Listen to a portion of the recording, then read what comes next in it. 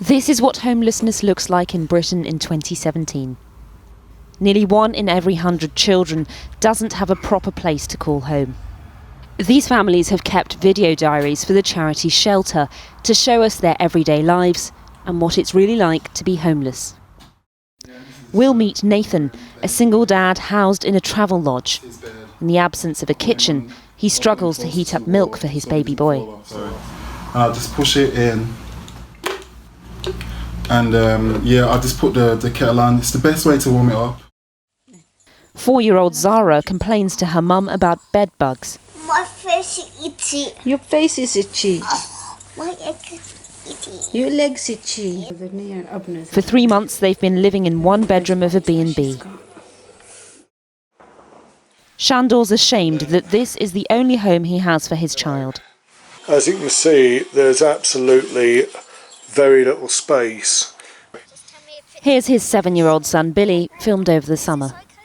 We'll be back after break. This is the homeless show. I was doing a lot. I was action daddy, but having lost the house, suddenly all of those resources have gone. It's having to find something else which he can look up to and say, yep, that's my daddy. This is our room.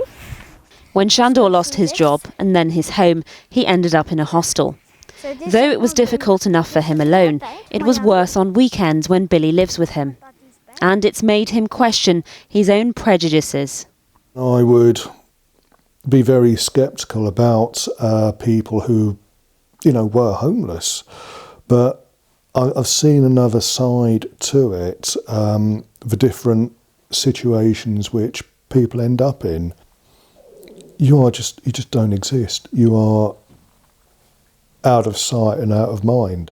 Shandor's now been moved on to a 1-bedroom flat, but across the country, homeless parents are facing the same challenges as him. Every day, 140 families become homeless in Britain. This Christmas, around 128,000 children will be waking up in temporary accommodation. Some of those children live on an industrial estate in South London.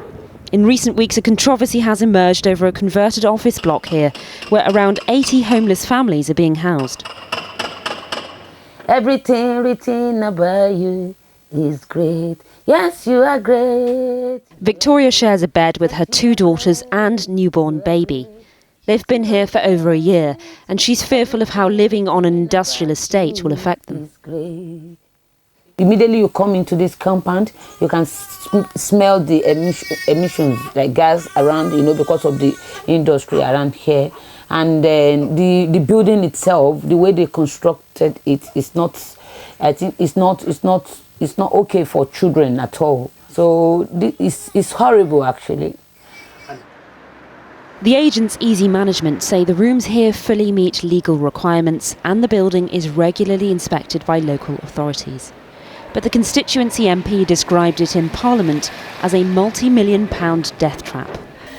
At the moment, we're spending a fortune keeping on people in inadequate, insecure accommodation, and we don't yet know the price or the cost of that in terms of mental health, physical health, the development of children. Emergency accommodation is meant to be for a maximum of 6 weeks, but so many families are spending a lot longer in cramped conditions. Yeah, so this is the room. Over in the Midlands, Nathan and his son have spent nearly 3 months in a budget hotel. I've got to wash his stuff here, so this is basically kitchens where I wash his bowls. Like Nathan, a quarter of all homeless families have no access to a kitchen at all.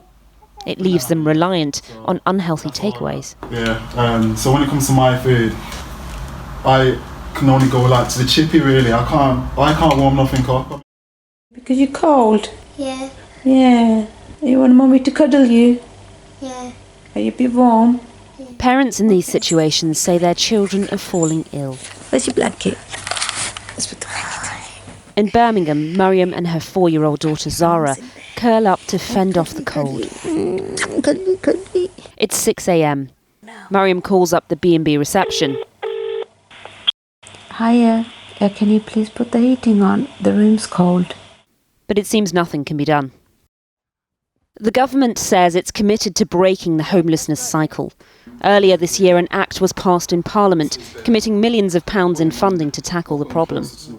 But campaigners point to these living conditions faced by thousands of children this winter and say it's a national scandal.